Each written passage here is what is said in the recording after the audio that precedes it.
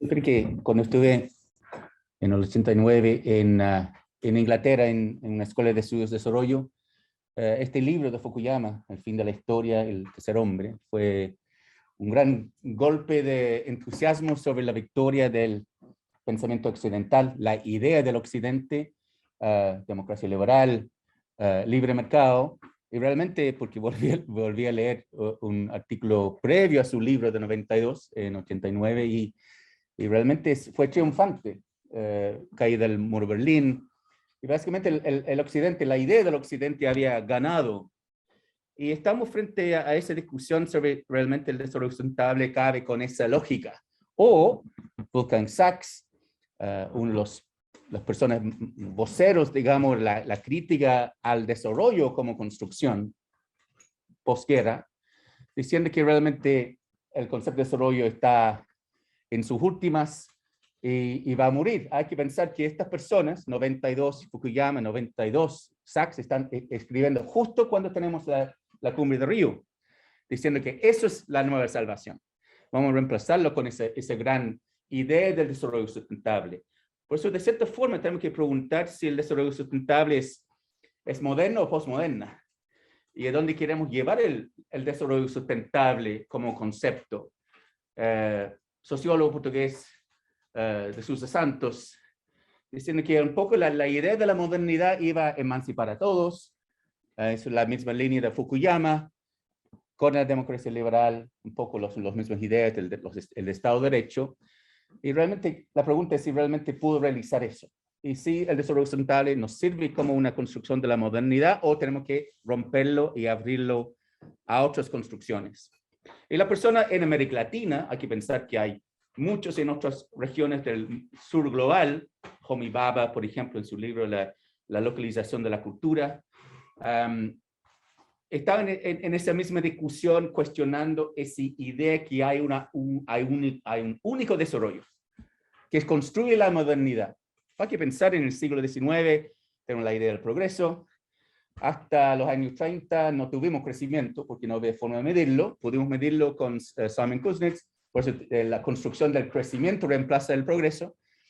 Y la modernidad va de la mano con el progreso. Por eso Arturo Escobar destruye esa idea, que hay una construcción del desarrollo, donde tenemos todos remar hacia la misma dirección. Y desde los años 90, uno puede pensar empezando en México con grupos de resistencia, lo que hemos visto siempre en América Latina también. Hay un montón de movimientos y voces contrahegemónicas. Por eso Héctor Yaitún no es nada distinto a muchos otros en la región que han cuestionado el modelo. Hablamos del modelo, ¿no? Hablamos del modelo. Y estamos aquí al lado para las personas que construyen el modelo, es la versión en América Latina de esa idea. Escobar es interesante porque dice que necesitamos transformar y abrir esa caja de Pandora, que es una construcción de la modernidad, del desarrollo, diciendo que una gran falencia que tiene es la separación objeto-sujeto, separación hombre y naturaleza, y digo hombre porque eso es el recurso de ellos, y también la idea que no son parte de sistemas, son separables, son silos o cajas separados y no están manejados en forma integrada. Por eso la pregunta es, si seguimos hablando del desarrollo sustentable y seguimos atrapados en una lógica de modernidad que ya está defunto, según Wolfgang Sachs, y hay otros que han tratado de decir, bueno, hay modernidad tardía, hay modernidad de riesgo, Rick Beck, Sigmund Bauman, líquida, que es modernidad, pero es una modernidad reflexiva que tiene la capacidad de reflexionar sobre sus propias debilidades. O realmente la modernidad sigue siendo una forma de imponer y control con un sistema. La idea es el bulldozer que llega para imponerse, y realmente esa modernidad tiene sus raíces en el imperialismo. Es un proyecto colonial. Y ahora, fines del siglo XX, principios del siglo XXI, un proyecto neocolonial, donde Escobar critica que cualquier otra creencia está considerado como romántico. Estas otras creencias. Porque ¿qué domina y predomina en la modernidad y el capitalismo? Es la ciencia. Una versión de ciencia, una versión de saber. Y no es tan fácil de separarlo, por eso tenemos todo el auge desde los 90 también desde la posmodernidad, lo que se llama el vuelco cultural de la posmodernidad y otras conceptualizaciones. Ed Soja con la Escuela de Los Ángeles en geografía, Michel Foucault, por supuesto, y toda la gama de franceses postestructuralistas, García Canclini, mexicano, hablando de la hibridización, que encuentro fascinante en contexto de la Constitución chilena, diciendo que, estos son los pueblos originarios y el resto no tiene nombre. Estos son los pueblos. ¿Y quiénes son el resto? No tienen nombre porque hay un supuesto que eso existe, que todos nosotros somos iguales o son indígenas. Porque esa construcción binaria es muy parte de la modernidad. Objeto, sujeto, patriarquía y el resto, personas sobre la naturaleza. Y Don Haraway, un artículo muy bueno en el libro de Jason Moore sobre el Capitoloceno, también hablando de marañas, como la idea de entremezclando elementos, el concepto de rizomas que puso Deleuze y Guattari, que Manuel lo comentó hace unas semanas también, que es muy de moda, mi colega Andrés Núñez trabajando mucho con Deleuze y Guattari. Por eso empiezo brevemente con estas 4 ideas que quiero dejar sobre la mesa. Uno, que el trabajo con Rodrigo y otros fue tratando de construir una historia intelectual de ideas y entendiendo también las ideas tienen geografías. Que muchas en la historia hay distintos lineamientos sobre historia intelectual en la historia, pero lo que queremos decir, bueno, estas historias de la ciencia, del conocimiento, de las ideas también tienen geografías. Uno piensa que, ¿cuáles son las ideas que han salido de América Latina hacia afuera? Teoría de la dependencia, por ejemplo. Yo creo que América Latina es la región con más riqueza en pensamiento sobre el desarrollo. Por cierto, en el siglo XX. Y ahora en el siglo XXI, uno puede agregar. Por eso la idea es que no solamente ver estas ideas, pero verlo como también parte de un desarrollo y hibridización a donde se van mezclando, se van transformando. Las ideas no se mantienen en el tiempo. Se adaptan, se bifurcan, se fusionan. Por eso hay ideas del Arthur Lovejoy, que es considerado como la persona que inició la discusión sobre estas historias intelectuales, pero y también la idea que él plantea que cuáles son las ideas de las élites y cuáles son las ideas populares. Yo creo que hay una crítica también que tal vez el desarrollo occidental también sufre de un cuestionamiento que es élite.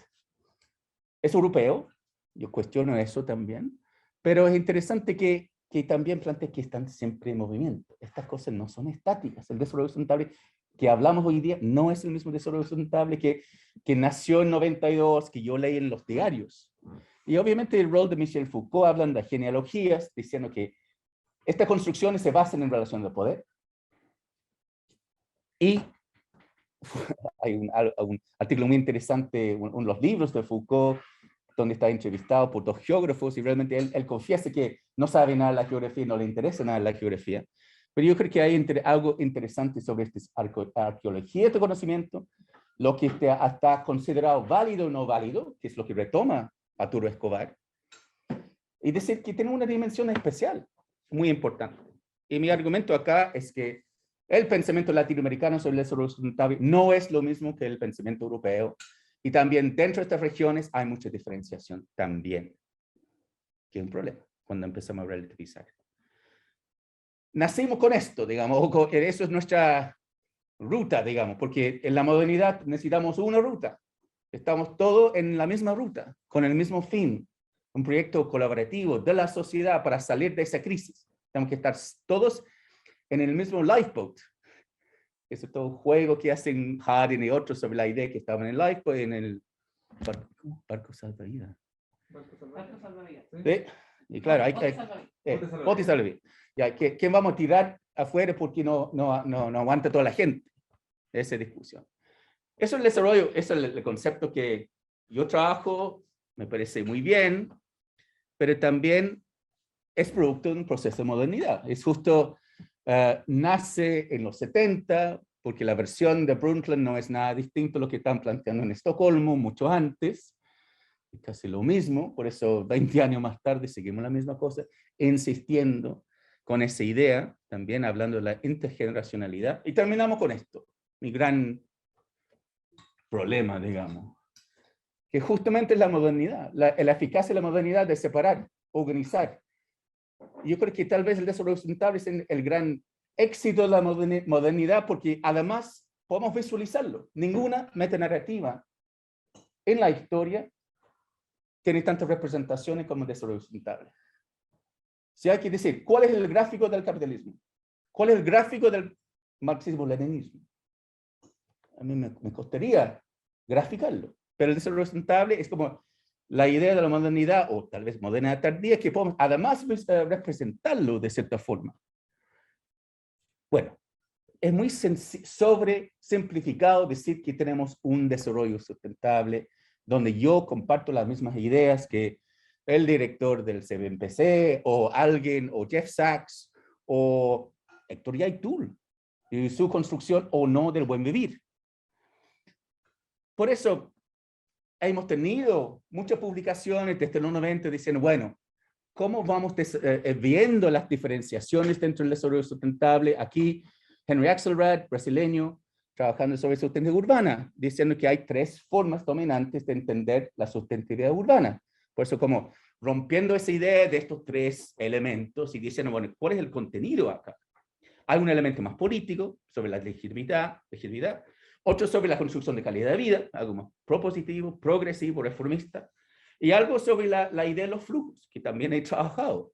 Al final, la mejor forma de entender la sostenibilidad y mejorarlo es con más información sobre estos procesos. O Griggs y otros que entrevistaron personas en Grenoble, en Francia, y en Bristol, en Gran Bretaña, muchos funcionarios y muchas personas en organizaciones locales sobre lo que ellos entendían como desarrollo sustentable, y generaron 3 opciones. Algo más, una posición más ética, una posición sobre lo que antes se llamaba el socialismo municipal, muy potente en Europa y en Alemania en particular. El otro es un sector progresivo, reformismo progresivo del Estado, parecido, yo diría, a la calidad de vida en la imagen anterior. Y eso es el problema que tenemos desde una posición política. Griggs, yo creo que lo observa muy bien, con tantas diferencias de interpretaciones que tenemos, lo que entendemos nosotros del desarrollo sustentable, es si queda el desarrollo sustentable con solamente un significante vacío, donde cualquiera dice, construye sobre eso.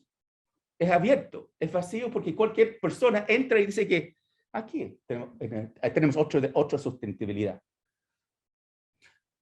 O el otro, más peligroso aún, tal vez, es como un proyecto hegemónico, decir que no, este es el desarrollo sustentable. El primero es peligroso porque está abierto de todo y nada. El segundo es peligroso porque es una competencia para dominar y controlar lo que es o no es el desarrollo sustentable. Desde mi punto de vista, tenemos que meternos en el segundo, para que tenga sentido ese proyecto y entrar en esa discusión de la hegemonía. Y aquí estamos, hoy en día. Fantástico, significante, totalmente vacío. Todos pueden participar. Pero mi posición, que surgió en una conferencia del Hábitat en 2016, que me surgió, es por qué había 3 hábitats dando vuelta al mismo tiempo. Había el hábitat oficial de los estados, había el hábitat de la resistencia popular, campesinos, agrupación de mujeres, etcétera, etcétera, arriba, resistencia, y había algo más reformista, progresiva, académica, aquí a la izquierda. Y eso me genera, más que ver ciertos elementos, en cierto la sustentabilidad urbana, es tratando de decir, bueno, la pregunta es la agencia. ¿Quién está en control de los procesos? ¿Quién debe estar guiando? ¿Quiénes participan en qué forma? Y al final no es uno ni el otro. ¿Cómo están estos fractales, digamos? ¿En qué nivel veamos distintas agencias, distintas formas de participar, distintas formas de tomar decisiones en estos procesos? Otra cosa que quiero zanjar acá es también esa parte de la visualización, porque con Felipe Gutiérrez trabajamos un paper sobre esto y tratando de decir, bueno, ¿cómo la gente representa en esto? Porque después detrás de la representación hay una idea, ¿o no? Yo creo que tal vez para mí la idea no queda tan claro porque tenemos este vacío. Uno de estos emergen, digamos, tenemos la utopía aquí entre medio. Y con Felipe armamos distintas formas que vimos cientos y cientos en el web, en publicaciones. Todos nacen de dos economistas, Ed Babier y Mohan Monasinghe, distintos artículos, pero después había multiplicidades en los últimos 30 años formas de visualizar. Este es uno de mis favoritos, porque relacionan elementos en ese sentido. Esa es nuestra versión de euclidiano o cartesiano de la forma de graficar, donde queremos llegar acá. Esto muestra la relación, es la sustentabilidad en términos de la relación entre la huella ecológica y el índice de progreso genuino. Cómo llegamos a ese cuadrante del desarrollo sustentable, como un deseo, digamos. Pero eso es la sustentabilidad, demuestra dónde estamos. La pregunta es, ¿cómo llegamos ahí? ¿Quién está a cargo de ese proceso? ¿Cómo generamos ese cambio? ¿Quién dirige la transición de la sustentabilidad? Y por eso he jugado con este triángulo un tiempo que originalmente de Herman Daly, después Donella Meadows, lo tomó, lo adaptó y también agregué otras cosas de Bernd Freiberg a la izquierda sobre ciencias sociales y también en una otra versión tengo cosas de Maslow también. Porque la idea es cómo no solamente entendemos esa base, pero la idea es cómo la relación entre ellos. No llegamos al bienestar sin la base y viceversa. Por eso no es que es uno o el otro. Si tenemos un triángulo y no tenemos esa base, no tenemos la posibilidad de desarrollar la parte arriba. Bueno, ¿en qué estamos en América Latina? Ya. ¿Pasado o para qué me queda? Ya.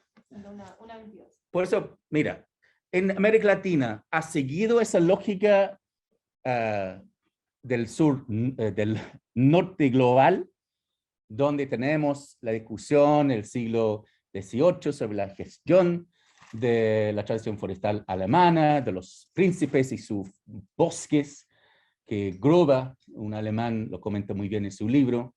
Back to Nature de los Estados Unidos, Wilderness, fines del siglo XIX, la creación de los parques en Estados Unidos, y en el año 49 Aldo Leopold con su Ética de la Tierra. Estos son sumamente importantes para en el sur norte, en el global norte, para entender cómo la gente piensa sobre eso sustentable. Y se ve claramente en el informe Brundtland, Nuestro Futuro Común, el año 86. Pero hay otros elementos que aunque tenemos, por ejemplo, personas que lo van renovando, como Arne Naess, el filósofo noruego, Murray Bookchin, anarquista gringo, tiene sus raíces hace mucho atrás. Y cuando Ellen Ostrom habla de propiedad en común, por ejemplo, que está en la Constitución, imagino, en la nueva Constitución, están refiriéndose a construcciones premodernas de organización social, de propiedad y de repartición y beneficios. Y donde cuando hablamos de las raíces premodernas, ¿qué pasa con estos sistemas de creencias y cosmovisiones? Eso es muy fuerte cuando llegamos a América Latina, justamente. Por eso yo creo que la versión latinoamericana que surge, hay una réplica de lo que estaba pasando en Europa, no en Estados Unidos, porque no pescaron casi nada, crearon la agencia ambiental en 70, pero no había ningún interés en desarrollo sustentable, aparte de iniciativas en Seattle, en Portland, por ejemplo, dos ciudades, y Estados Unidos es un país muy grande. Pero había un esfuerzo de aterrizar estas ideas en algo más propio para América Latina, y en particular el grupo de Bariloche en 76, la declaración de Coyocó en 74, donde había esfuerzos desde Estocolmo en 72 de ver qué es relevante para América Latina. Y esa relevancia fue una discusión sobre justicia, sobre equidad, donde eso no era un tema en Estados Unidos, no era un tema en Europa, la discusión sobre equidad. aunque en el mismo conferencia de Estocolmo hablan de apartheid, eso rápidamente de separación de la gente. Es muy difícil encontrar discusiones sobre equidad con la misma fuerza en los años 70. Yo creo que el desarrollo sustentable en América Latina es distinta porque la evolución desde los 70 ha sido en línea con estos, a lo menos 5 áreas o temas que no se encuentra en lo que surge o lo que salió del pensamiento europeo sobre el tema. Y voy a decir que en Asia y África tampoco había mucha discusión, mucho desarrollo en esta línea. La Guerra Fría, y como la Guerra Fría también fue una forma de hablar sobre modernización y la crítica a la dependencia, la teoría de la dependencia. Ustedes no necesitan por la protección militar, sino todos van a sufrir la revolución cubana y la exportación de la revolución cubana al continente. La teología de la liberación, sumamente importante. Aunque también es interesante reconocer que Barbara Ward, la persona que escribió el informe de Estocolmo en 72, también fue católica y siempre fue una persona que movía entre el Vaticano, instituciones inglesas y también tomadores de decisiones en Estados Unidos. Otra cosa también, Barbara Ward, Brundtland, Greta Thunberg, hay una línea muy fuerte del liderazgo femenino también en esa discusión. Autoritarismo burocrático, cómo pensar que el desarrollo sustentable o la comprensión y la forma de entenderlo iba a suceder de la misma manera en todas las regiones cuando la región vivió bajo el autoritarismo burocrático, dice Guillermo O'Donnell, para 20, 30 años, con la década perdida en Centroamérica, entre otros. Neoliberalismo, neoestructuralismo desde los 90 también influyen y claramente el concepto de buen vivir y el pensamiento de las cosmovisiones indígenas. Por eso el desarrollo sustentable en América no puede ser parecido a otras regiones. Tiene que ser propio y también tiene que ser complejo. Por eso, gracias a Rodrigo, Rodrigo armó ese puzzle y terminamos diciendo como cuál es la distribución de las ideas sobre el desarrollo sustentable hoy en día en América Latina. Y hay una lógica más que vinculada con Return to Nature. Hay uno sobre justicia sociológica, que yo creo que es lo más fuerte en la región, en términos de la crítica y la resistencia. Los estados y algunas líneas de pensamiento comercial, en la modernización ecológica, y después la responsabilidad ambiental, voluntarismo, muy libre, certificación, etcétera, sin mucho más que eso. Por eso, tal vez en América Latina, yo creo que los lineamientos más fuertes en términos de la resistencia, esa crítica a la izquierda entre justicia y Return to Nature, claramente la idea de postdesarrollo summa causa de Escobar y Acosta, al otro lado, todo ese lineaje muy importante de la ecología política. La ecología política en el mundo, pucha, tiene más personas trabajándolo en América Latina que en otros países. Por eso hay que reconocer estas genealogías, estas construcciones en el tiempo. Y también como la ecología política también se ha separado un poco con las ideas de Svampa Gudinas y Astrid Ulloa, hablando del extractivismo, neoextractivismo, etcétera, todas las cosas que también Manuel trabaja. Yo diría que hay otra línea acá que está emergente, Ana Carballo, también otros que trabajan en América Latina, pero son holandeses, franceses, como Van Hulst, Belling. Deontology, sobre valores, sobre posiciones ontológicas frente a la naturaleza. Degrowth, decarbonization, dematerialization. Y lo pongo en inglés porque al final las raíces también vienen de otras partes. Yo no voy a decir que surgieron desde acá, la región, pero son cada vez más importantes en esa idea, lo que yo denominaría desarrollo sustentable y radical. Y voy terminando con estas ideas del pluriverso. Porque si vamos a romper con una lógica, que hay un desarrollo, que estamos todos trabajando, remando hacia el mismo puerto, ¿qué hacemos con ese espacio muy relativista donde todo vale? Donde tenemos una gran diversidad de múltiples mundos y de fluidez. Estos rizomas, estas ideas que no hay punto de partida, no hay fin. O lo que dijeron los postestructuralistas, la idea de aporia. La idea de la modernidad, que vamos a llegar a la salvación, vamos a llegar a la al fin vamos a entender nuestras vidas y todo, por eso estamos todos frustrados. Y al final, aporia es, bueno, no es un embudo. Generar más conocimiento, podemos ser nano, el Vox es otra cosa, pero es una ciencia que nos vamos a entender mejor. Por eso termino con esa idea sobre dónde estamos. Mi problema tal vez con las ideas del relativismo, que todo vale, es positivo de un lado y complicado del otro lado. Yo creo que el desarrollo horizontal para muchos, modernización tardía, que fue la salvación de la modernidad. Modernidad llega, como Ulrich Beck tal vez también, y Alan Lippiatt también, como de la ecología política, diciendo que no es fácil, donde estamos escapando de los problemas del capitalismo, pero entrando en otra fase. Giddens, tercera vía, tal vez va en esa línea también. Y yo creo que no estamos en esa fase. Digamos, yo creo que para mí la modernidad no es salvable en ese sentido. Por eso una cierta resistencia a la modernización ecológica, que es la forma de hacer desarrollo sustentable mundialmente. ¿Y qué pasa con el otro? Si aceptamos la idea de Escobar y otros, que el desarrollo sustentable surge del desarrollo posguerra, que es colonial, de raíz, busca controlar, busca imponer, busca reducir toda la ciencia, es un vehículo del capitalismo. La pregunta es si debemos o no utilizar esa construcción. Y Arturo Escobar dice que no. He tenido colegas, obviamente no el IDS, que dice no se puede utilizar. Yo creo que hay una discusión en la Casa Central, en mesas redondas también. ¿Es bueno poner ese nombre o necesitamos otros nombres? Y eso es válido. Yo sigo trabajando con el desarrollo sustentable, pero necesitamos desconstruirlo. Necesitamos abrir esa caja de Pandora y decir que cuestionamos o no si es un proyecto singular, lineal, o realmente estamos tratando de generar cosas distintas. Por eso termino con esto. Es la última. Yo creo que es interesante entender que estas construcciones no son estáticas. Yo siempre pienso en el capitalismo. ¿Qué es el capitalismo de la Saudi Arabia, de China en Shanghai, o China en Beijing, Estados Unidos, Noruega? Es todo el capitalismo. Por eso no es que esta metanarrativa en particular tiene problemas.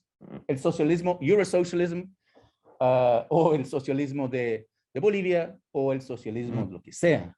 Por eso es algo que tenemos un gran desafío en términos de general, y ver que esto fluye. Por eso es obvio y natural y positivo que hay transformaciones en estas construcciones. Yo diría que hay que reconocer que hay gran multiplicidad. Las formulaciones en Europa, las formulaciones en América Latina, y también las subformulaciones que coexisten al mismo tiempo. Y dice que no hay un desarrollo sustentable. Si no hay un desarrollo sustentable, ¿cómo vamos fragmentando, entendiendo lo que hay? Para entrar en una discusión más rica, más profunda sobre eso. Y termino con algo que sí estoy trabajando también, es tratando de separar esa idea del desarrollo sustentable radical, que es absoluto, cree en límites, cree en fluidez, y un desarrollo sustentable reformista relativa que cree en el crecimiento ad infinitum, pensando que el planeta es también ad infinitum. Y yo creo que es lo que hemos entendido, comprendido, que necesitamos construir y entender la sociedad, la economía, en términos de construcciones de la ecología, y no de la economía, y ni de la economía, son construcciones de la economía moderna, no son las construcciones de la economía política de antaño, que había mucho más discusión sobre ese tercer factor de producción que sería la naturaleza. Eso.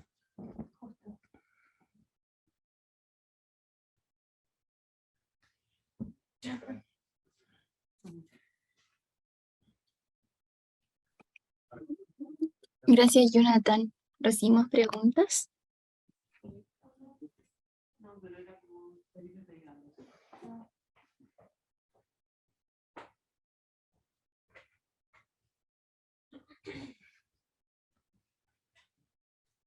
Tengo un comentario, pregunta, que refiere como que mientras te escuchaba, no podía dejar de acordarme del último informe que salió del INPE, del panel intergubernamental de biodiversidad y servicios ecosistémicos.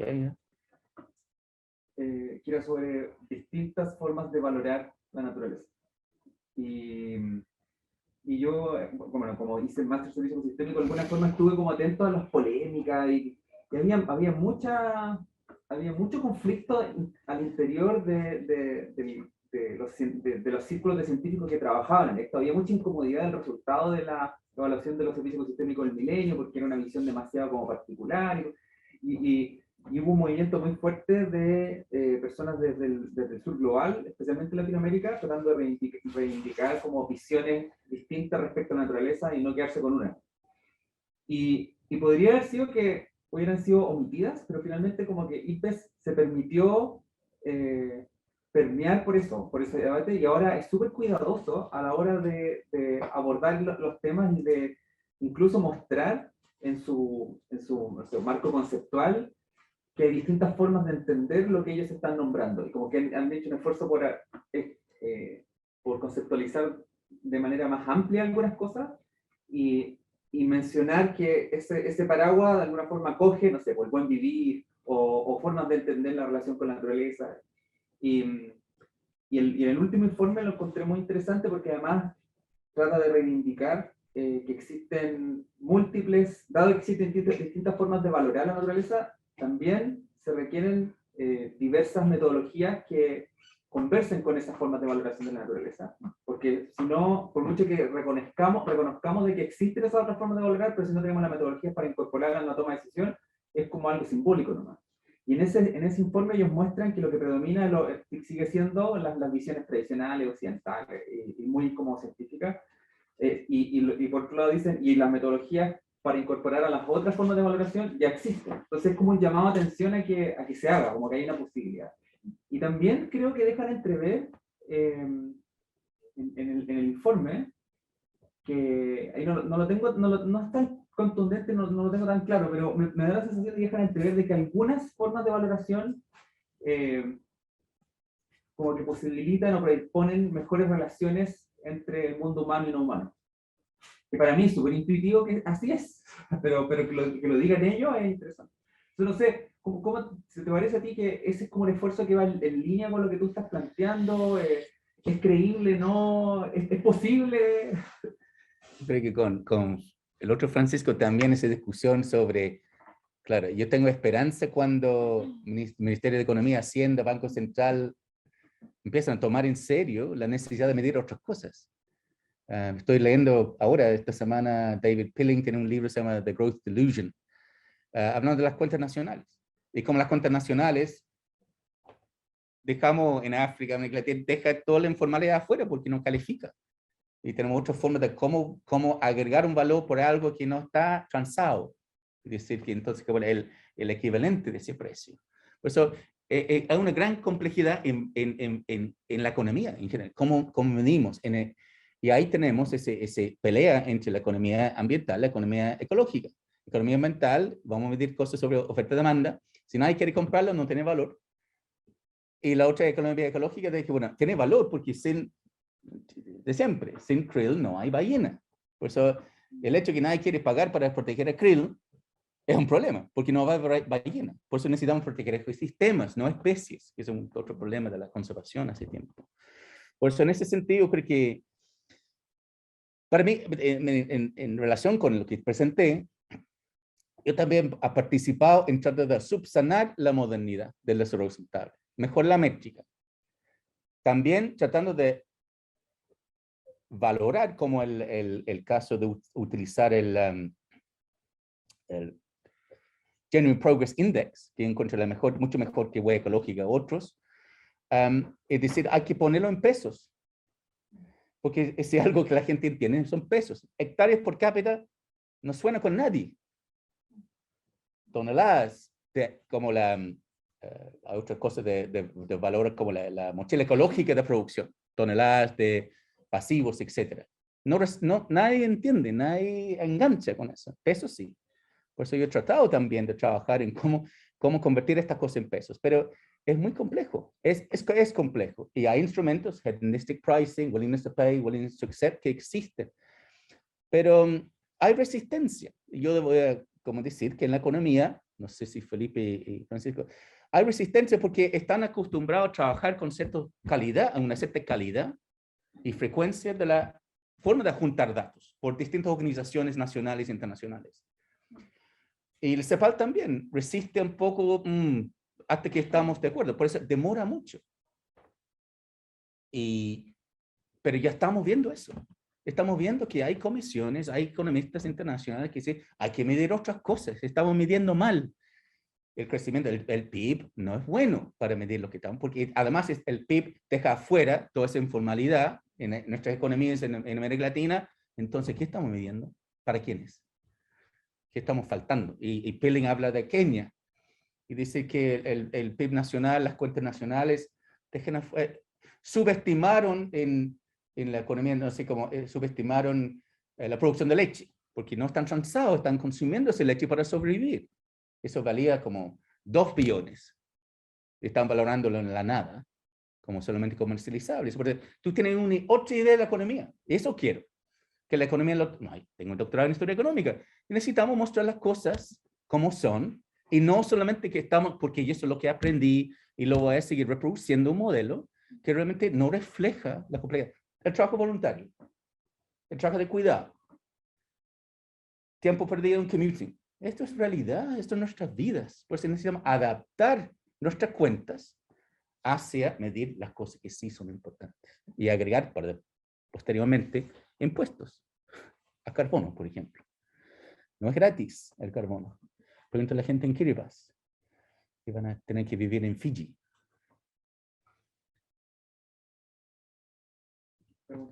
Ya, Cristian. Hola, ¿me escuchas, Jonathan? Sí, te escucho bien. Muchas gracias. Me subí un poquito al final porque estaba en otra cosa. Gracias por abrir todo este panorama, ¿no? Yo te quería preguntar por el problema, vamos a decir, de la viabilidad política de, digamos, que estos modelos alternativos de pensar la evolución de los países, porque finalmente el desarrollo es siempre un movimiento en alguna dirección, ¿no? De una manera distinta a lo que sea la producción y la transacción de bienes, ¿no? Que es un poquito la crítica que hace Branko Milanovic al decrecimiento. No sé si lo has leído, lo publicó en un blog bastante sintético, pero básicamente lo que dice, esto no es políticamente viable porque la gente, o sea, aspira a un cierto nivel de vida que supone transformación de naturaleza, consumo, etcétera, etcétera, y mientras tengamos como único sistema dominante al capitalismo, esto no va a pegar, digámoslo así. Y si eventualmente pega, cuando ya el colapso ecológico es tan grande, va a ser demasiado tarde. Entonces, mi pregunta sería, ¿cómo enfrentan todas estas visiones alternativas el tema de la viabilidad política, más allá de apelar así como casi religiosamente a una conversión o todas estas categorías, digamos, que son más propias de religión que el comportamiento cotidiano del individuo? Y en el fondo, ¿cuáles serían como los pasos intermedios que de alguna manera visualizan en orden a sustituir el modelo de desarrollo, que es básicamente un modelo de crecimiento, que sabemos que obviamente el infinitum no es viable, pero el infinitum puede estar muy lejos, ¿no? Y en el fondo sucede como con todos los problemas que son del futuro, las pensiones, todos esos problemas, básicamente su solución se juega en la habilidad política que puedan tener. Entonces, desde esos mundos, ¿cómo visualizan esta, vamos a decir, viabilización política de las transformaciones que están buscando?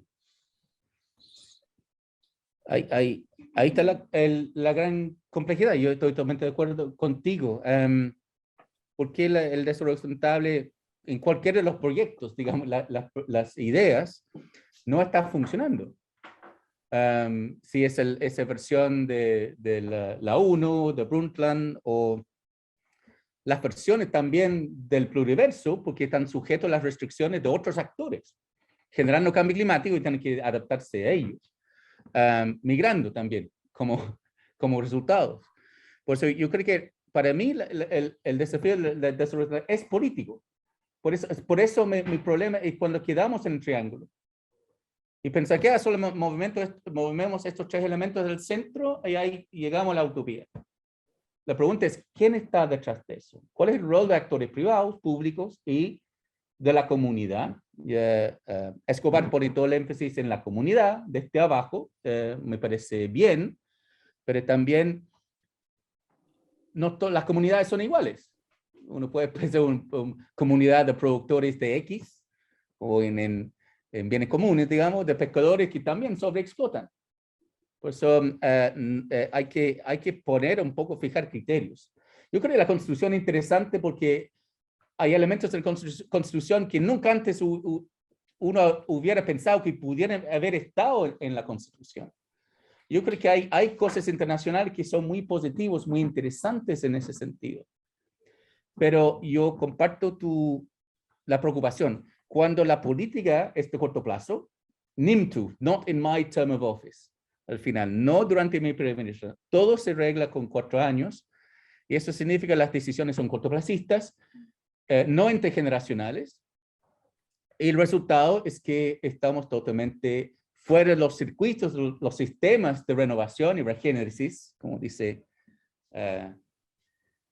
periodista británica de The Guardian, su nuevo libro, tengo un libro no leído, George Monbiot.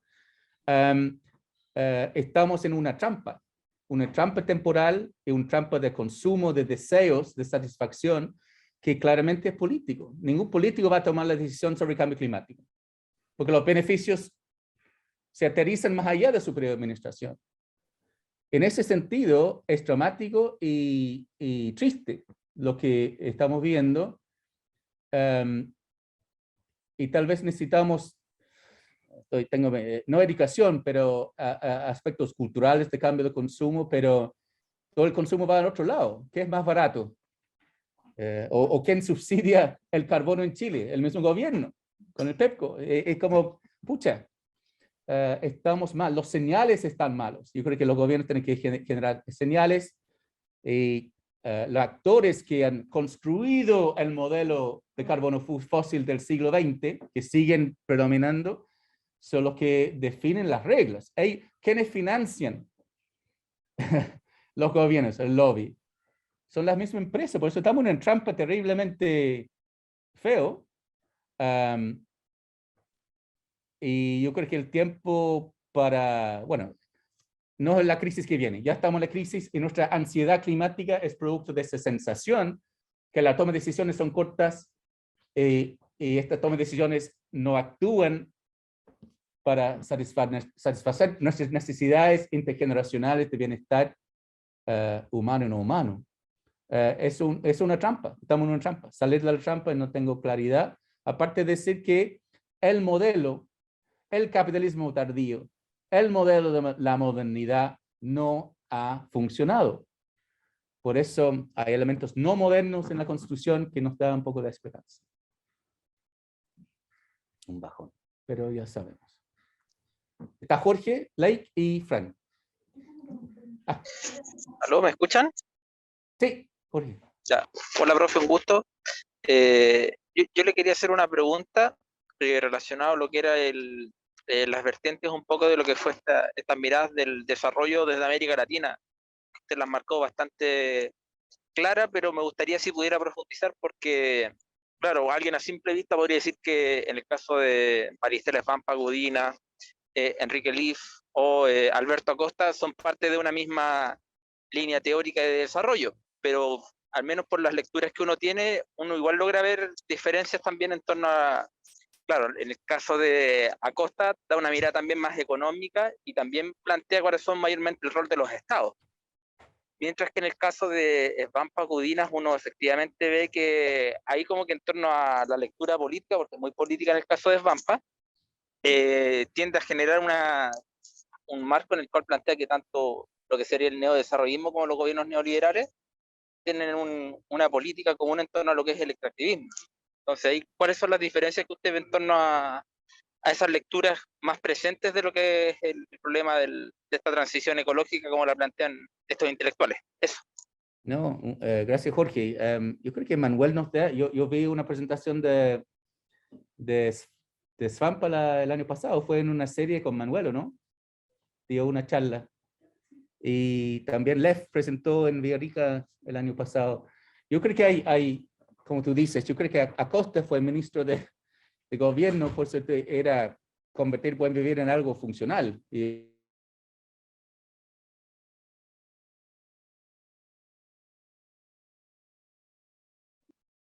Pues sí, se quedaron sin pegados allá en el IS. Pensé que era yo, Cami. No. Se cortaron. Ah, ver. somos nosotros, entonces estamos bien.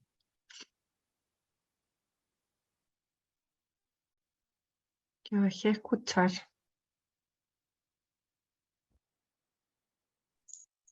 Sí, porque yo sigo conectada, qué misterio.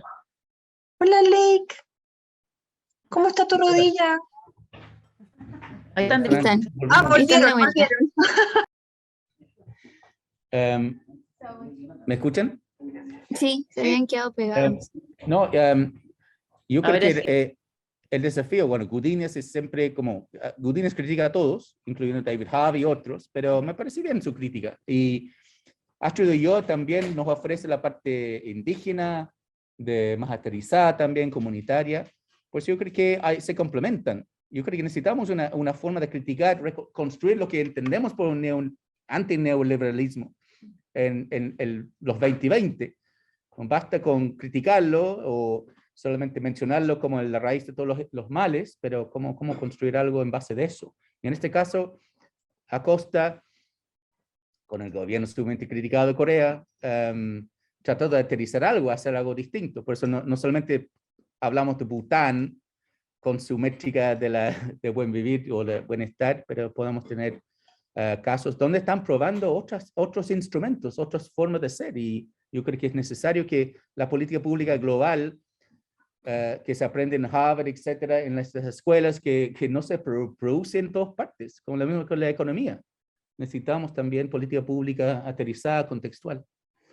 Pero sí, lo bueno es que estas voces, yo creo que, no sé si cuántos lo leen en inglés, porque yo sé que se han ido traducidos, pero una vez más muestra que hay una gran riqueza. Si incluimos a Martínez Alier también desde Cataluña, tenemos voces bastante interesantes en el debate sobre el desarrollo. Lake y Fran. Oye, muchas gracias por una oportunidad para volver a pensar a fondo estos temas que de repente tomamos demasiado for granted, ¿no? Como si fuese obvio. Así que buenísima la presentación. Y también me encantó la idea del pluriverso que cuentas de Escobar y de esta tensión, porque todo sistema complejo, y somos sistemas de sistemas complejos cuando hablamos de sustentabilidad, tienen que tener su paradoja. Y ahí hay unas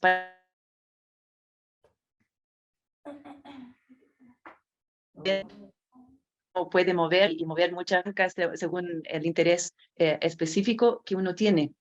Y por otro lado, me llama mucho la atención, porque claro, planificación y geografía como que vamos de la mano, estudiamos los mismos cursos en muchas universidades, y sin embargo, la divergencia también de las ideas, porque, por ejemplo, en el diapo donde muestras ideas claves en la formación del desarrollo sustentable en América Latina, me llama muchísimo la atención que está la lucha de los pueblos indígenas, la Guerra Fría, la teología de la liberación, pero no están las luchas sociales identitarias, como si la identidad no tiene nada que ver con tu relación con tu medio ambiente y la madre tierra o el planeta o lo que sea. Y echo de menos también los derechos, las luchas por los derechos y por la democratización, porque a pesar de que uno habla de una sola sustentabilidad que combina estas tres dimensiones, siento que lo social está siempre dejado de lado, que está siempre marginado de alguna manera, y especialmente lo político, y eso va directamente a lo que estaban hablando hace un minuto de temas de transformación, de inercias sistemáticos, porque claro, se habla poco del poder y de los procesos de distribución del poder. Creo que de los ideólogos o pensadores que mencionaste, uno que yo encuentro lo más rico e inspirador es Murray Bookchin. Creo que es un tipo que vale la pena volver a leerlo, no como Dios o máximo autoridad, pero sí un gallo, vaya, que tenía un pensamiento muy adelantado para su tiempo y que puede ser muy relevante para nuevos sistemas de gestión y de gobernanza menos centralizada y todo. Entonces, bueno, por sobre todo, agradecimiento por la presentación y su profundidad y los desafíos que nos levanta y esas dudas y preguntas también que me surgen de las divergencias de lecturas, cuando tenemos cierta gente súper en común y otra gente que, wow, no, ni nos estamos saludando de un camino a otro. No, de acuerdo, Lake, yo creo que el tema de las comunidades, yo creo que en América Latina, la diferencia de la organización comunitaria en América Latina comparado con Europa, no sé, de Estados Unidos, es justamente la idea de las comunidades de base. En Brasil, 20.000 organizaciones con sus raíces en la teoría de la liberación. También acá, en Chile, el rol de estos sacerdotes belgas, franceses, también operando en los barrios. Por eso esa raíz cristiana ha sido muy importante. Y también del otro lado, como tú dices, como el buen vivir y como esa idea de la organización por otras creencias y otras formas de organización. Totalmente de acuerdo y cómo reforzar eso. Y como tú dices, también algo que falta acá, pero vinculado con la Guerra Fría, es la lucha para los derechos humanos, que es obviamente algo central, clave en la organización también de la sociedad. Gracias. Fran. Y después Connie. Oye, me hiciste sentirme ese año que estaba escribiendo el capítulo teórico de la tesis doctoral, que estaba tratando de entender qué era el desarrollo sustentable. Y tenía un mamotreto así que te lo voy a pasar. ¿No?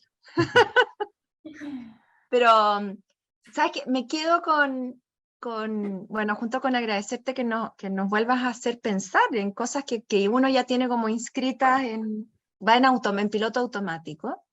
Creo que con lo que más me resuena en el momento actual, pienso tanto de Chile como personal, entendiendo que tú y yo ya no somos teenagers, tiene que ver con el concepto de cambio. Como me seduce mucho el concepto de cambio, porque pienso que yo he estudiado, tú sabes, siempre el tema del desarrollo sustentable unido al tema de la democracia deliberativa. Y suscribo mucho el que para lograr o para avanzar en esto, Cristian dijo la política, ¿cuál es el rol de la política? ¿Dónde está la política? Bueno, yo te lo bajo a un nivel más abajo, digo, bueno, de las instituciones y de los procesos de toma de decisión. Creo que es fundamental, en el fondo, mirar con mucha detención el cómo nosotros, las instituciones pueden llamarse iguales, pero en todas las partes del mundo que tú mencionaste funcionan de manera distinta. Y como nosotros encarnamos por nuestra historia, por nuestra cultura, por nuestros valores, por nuestra historia, el contenido que le damos a esas instituciones y esos procesos de toma de decisión, yo creo que en parte muy importante explica el que el desarrollo sustentable sea como una flor que florece de distintos colores en tantas partes del mundo. Y en ese sentido yo me quedo pensando en el fondo mucho en lo que tú dices en términos de lo que viene para el futuro, cómo prepararnos para seguir teniendo en el fondo esa capacidad de flexibilidad y de ir incorporando los cambios permanentes, que más información, nuevos paradigmas, nuevos acuerdos también sociales que vamos tomando como países, nos imponen a seguir en el fondo pensando y preparándonos para incorporar esto. Y yo creo que eso es súper importante también, una cosa que tú no mencionaste, pero que imagino que tienes siempre presente también, que es el concepto como de trade-off, que no sé en qué parte de tu pirámide lo pondrías, Jonathan, porque también yo me he llegado a convencer de que una cosa que nos falta es madurar como sociedades, madurar como personas, madurar como sociedades y asumir que el tenerlo todo en el mismo momento no es posible. Y creo que el concepto de desarrollo sustentable implica o lleva de la mano, hace mucho tiempo ese informe de la OSD lo plantea por primera vez el concepto de trade-off, y creo que de nuevo ahí las instituciones y nuestro proceso de toma de decisiones y cuán participativos y cómo sea la calidad de la información a la que tú accedes es fundamental, porque si no, cada vez en el fondo los costos se los llevan de los modelos o de cómo estamos entendiendo el desarrollo, se los llevan unos pocos, y eso es súper importante para la legitimidad también del concepto, creo que es súper importante eso. Pero muchas gracias, me encantó volver a sentirme como cuando estaba hace ya 20 años atrás en ese trance. No, y, justamente lo que me interesa, porque al final yo no tengo las respuestas y uno piensa, escucha, que tenemos que ir resolviendo cosas, mientras que, o tratando de definir mejor qué entendemos, qué queremos. De acuerdo contigo con la idea de los trade-offs, es fundamental, y como tú terminaste con la discusión sobre equidad, los trade-offs parece que son más duros, más inequitativos para algunos y menos para otros. Por eso hay que ver en términos de los trade-offs, who's trading and who's benefiting. Y el tema anterior sobre la política pública, lo que tú aprendiste, tal vez lo que yo aprendiste también, era, pucha, que el problema es que no son muchas flores distintas. Es una variedad de un color. Y se va circulando por todas partes del mundo. Eso es el riesgo, yo creo que de la modernidad, es buscar la solución y después se replica totalmente fuera de contexto. El gran daño que hizo Jeff Sachs en su momento en tomar el mismo modelo en Bolivia, Polonia, de también rescatar la economía. Antes de Connie, Manuel, y cerramos. Con esta presencia. Interesante, pero a propósito de tu presentación, me recordó una frase que leí en un libro de Mark Fisher, que es inglés también, pero es un crítico cultural, que dice, es más fácil, como una pregunta, es más fácil imaginar el fin del mundo al fin del capitalismo, y lo hace pensando un poco en dos dimensiones, que lo hace pensando desde la dimensión cultural, pero para mí tiene que ver con lo económico y con lo político, como condición o como atmósfera de la época. Entonces, y el título de ese texto es Realismo capitalista, no hay alternativa, a propósito de este eslogan de Margaret Thatcher, como de que no hay alternativa como a otro modelo. Entonces, nada, es como más que nada una pregunta como ¿qué te pasa con esa idea? Como ¿hay alternativa? ¿O no hay alternativa? O pensando también en la realidad como latinoamericana, quizás, como esta suerte de dependencia que hay como con los países del norte. Eso. Buenísima la pregunta, ese planteamiento, porque yo creo que eso es lo que dice, justamente lo que dice Escobar. Hablar de los posibles y los imposibles. Y dice que muchas de las otras formas de pensar son denominados románticos y imposibles. Y yo creo que eso es muy importante, la narrativa, la forma del control sobre el discurso, que dice lo que es posible y no posible. Y por eso hegemonía, la educación, la iglesia, los medios dicen que la Constitución es un buen ejemplo de eso. Insólito, ¿cómo? No puede ser, es totalmente inoperativo, etcétera. No hay lugar para esto. Por eso es lo que hacemos siempre, ¿no? Para denigrar, para oponernos. Yo haría exactamente lo mismo a una propuesta también absurda del otro lado, pero es imposible. Y eso es muy interesante como es imposible. Pues esa pregunta sobre imaginar el fin del mundo, imaginar el fin del capitalismo, es una pregunta excelente. Necesitamos volver a plantear preguntas importantes que tenemos que ir resolviendo. Y no solamente pensar que ya somos buenos. Es mi lección, digamos. Creo en el desarrollo sustentable, por ende, soy buena persona y me siento mejor conmigo mismo frente a lo que está pasando en el mundo. Y eso es bonito, pero también tenemos que cuestionarlo, que no pensamos igual, tenemos que desconstruir un poco lo que estamos haciendo y tal vez rechazar el desarrollo sustentable, como Escobar, diciendo que no, la raíz de esto es muy feo.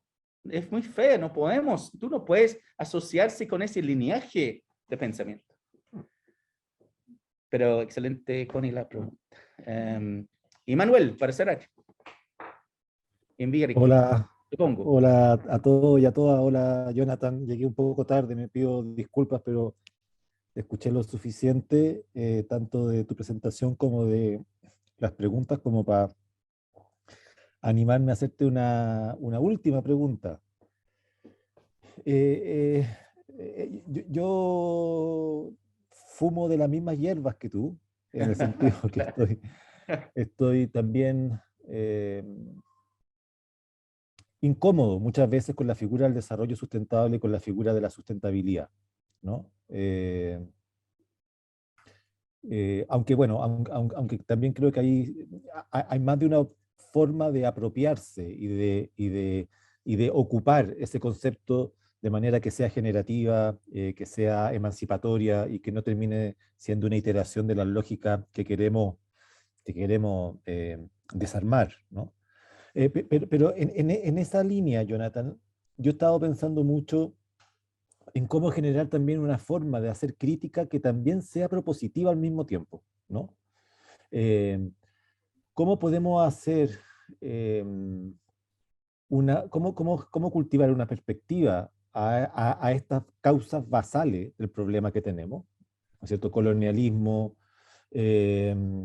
cientificismo, desarrollismo, ¿no es cierto?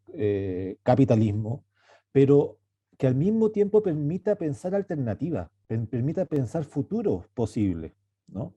No solamente no solamente la retrospectiva al problema, sino que también cómo articular soluciones. Nosotros en ciencias sociales le tenemos mucho terror a la palabra soluciones porque inmediatamente nos aparece aquí el Chicago Boys, nos aparece como el fantasma de la tecnocracia, ¿no es cierto? Por eso que a veces nos cuesta conversar con la ingeniería, por ejemplo, que son disciplinas que son más prospectivas, ¿no? Que están pensando más en la solución. Nosotros estamos siempre pensando en el problema. Entonces, yo te quería preguntar, pensando con Escobar, por ejemplo, y los pluriversos, ¿dónde tú ves, cómo te imaginas avenidas de acción transformadora concreta, ¿no? Que no sean desmantelar el capitalismo, porque eso, claro, se puede demorarse 4 siglos, ¿no es cierto? Pero por mientras, ¿qué futuro alternativos podemos imaginar, no solamente imaginarnos, sino que ejecutar? No, yo creo que como dice Lake en los comentarios, muchas ventanas, muchas perspectivas y también efecto de demostración. Yo creo que hay muchas cosas interesantes que por efecto de demostración también se muestre como viable, atractivo. Y el problema es que el capitalismo es también a broad church, todo entra. ¿Qué es la raíz o la base del capitalismo? Bueno, es el comercio, la transacción, oferta-demanda, puede ser. Pero relación 1, individualismo, sí. Y yo creo que estamos planteando, yo diría, justamente, volviendo al tema de modernidad, la idea del capitalismo siendo único como la forma de la modernidad se hace realidad a través de un mercado, es justamente la pregunta de Connie. Yo creo que el problema es que quién argumenta, quién lo fija como el único posible. Y en el curso con Pancho, hablando de propiedad común en Chile, imagina, en Chile, que supuestamente el gran templo del neoliberalismo de cierta forma, con una empresa tremenda de Codelco, por eso ya hay muchas empresas nacionales del Estado del mundo. El litio es una concesión, por eso cuando los gerentes de Albemarle o SQM dicen que están haciendo un favor del Estado, no, es parte del contrato de su concesión, no están regalando plata el Estado, es una obligación. Por eso, empresas públicas, empresas cooperativas y municipales mundiales, 800,000 personas en Chile que tienen su agua a través de APR, miles y miles de personas en Santiago que realizan su gestión en sus edificios en una junta del edificio, en común, propiedad en común, administración en común, pescadores, recolectores. Vamos a estar hablando de tal vez más de la mitad de los chilenos y chilenas están involucrados en sistemas de propiedad comunal. Por eso, ¿y por qué no hablamos de eso? Por eso yo creo que estoy de acuerdo contigo, Manuel, y tenemos que revelar, tenemos que discutir y tratar de ganar la narrativa frente a esa idea que hay una única forma. Y tuve que corregir a un estudiante en mi curso el semestre pasado que dice, bueno, pero obviamente las empresas estatales son malas, de cierta forma. Y eso no impide que en muchos países del mundo las empresas estatales funcionan muy, muy bien. Y saben muy bien que aportan bastante al gasto fiscal. Por eso, ¿por qué solamente hablamos de empresas privadas? Y no empresas comunitarias que también son privadas de cierta forma. Por eso hay una gran multiplicidad. Quedamos narrando narraciones de otros y otras, y tenemos que reforzar las otras formas de ver y las otras experiencias que existen, coexisten, y donde todos nosotros también participamos. Por eso es la voz de esperanza ahí. Y claro, estamos fumando la misma hierba. Muy bien, estamos a la hora. Yo creo que les dejo volver a sus actividades, salvando el planeta, la humanidad, y nos vemos en la próxima oportunidad. Y agradezco a Manuel y la Cami por la organización y el link, etcétera, etcétera. Buenas tardes, cuídense. Chau, chau. Gracias, gracias, Jonathan.